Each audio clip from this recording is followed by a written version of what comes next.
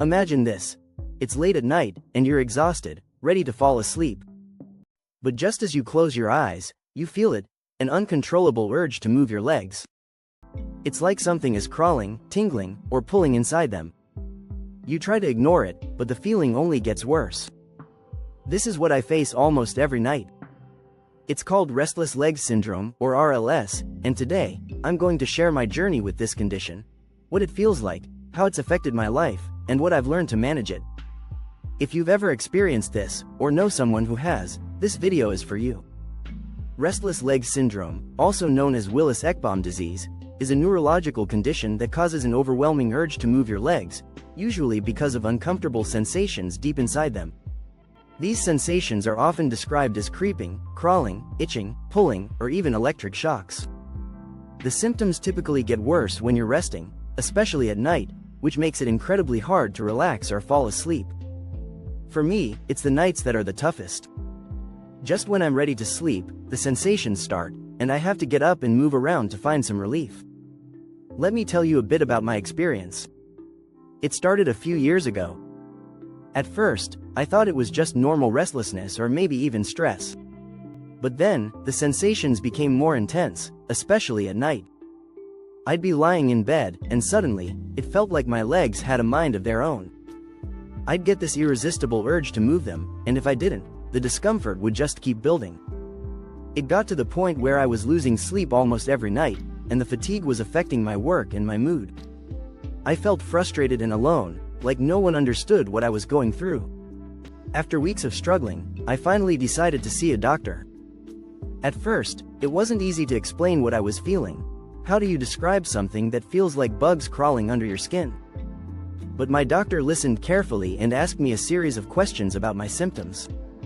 They also ran some blood tests to check for iron deficiency, which is a common trigger for RLS. Turns out, my iron levels were low, and that was likely contributing to my symptoms. Getting diagnosed was a relief because it meant I wasn't imagining things. This was a real condition, and there were ways to manage it. Over time, I've learned a lot about what works and what doesn't. For me, lifestyle changes have made a big difference.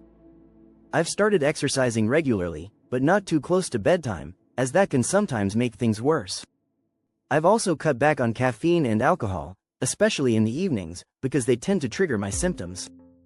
One of the most helpful things has been establishing a bedtime routine, taking a warm bath, doing some light stretching, and using a heating pad on my legs. These small changes have helped me relax and reduce the intensity of the sensations. Medications have also been part of my treatment plan. My doctor prescribed a dopamine agonist, which helps regulate the chemicals in my brain that control movement. It's not a cure, but it has significantly reduced my symptoms. I've also tried iron supplements to address the deficiency, and they've made a noticeable difference. Of course, everyone's experience with RLS is different, so what works for me might not work for everyone. But the key is to keep trying and not lose hope. Living with RLS can be challenging, especially on those nights when the symptoms feel unbearable. But I've learned to be patient with myself and to focus on the things I can control. I've also found comfort in connecting with others who have RLS, whether it's through online support groups or just talking to friends and family about what I'm going through. Knowing that I'm not alone has made a huge difference. If you're watching this and you think you might have RLS, I want you to know that you're not alone either. This condition can feel isolating, but there are millions of people out there who understand exactly what you're going through. My advice? Don't ignore your symptoms. Talk to a doctor, get a proper diagnosis, and start exploring treatment options. It might take some time to find what works for you, but relief is possible. And if you don't have RLS but know someone who does, please be patient and supportive. It's not just about the physical discomfort, it's the emotional toll of not being able to sleep or relax that can really wear a person down. Sometimes, just having someone to talk to can make all the difference. So, that's my story. RLS is a part of my life, but it doesn't define me. With the right tools and support, I've learned to manage it and live a fulfilling life. If you're struggling with RLS, I hope this video has given you some hope and practical tips to try.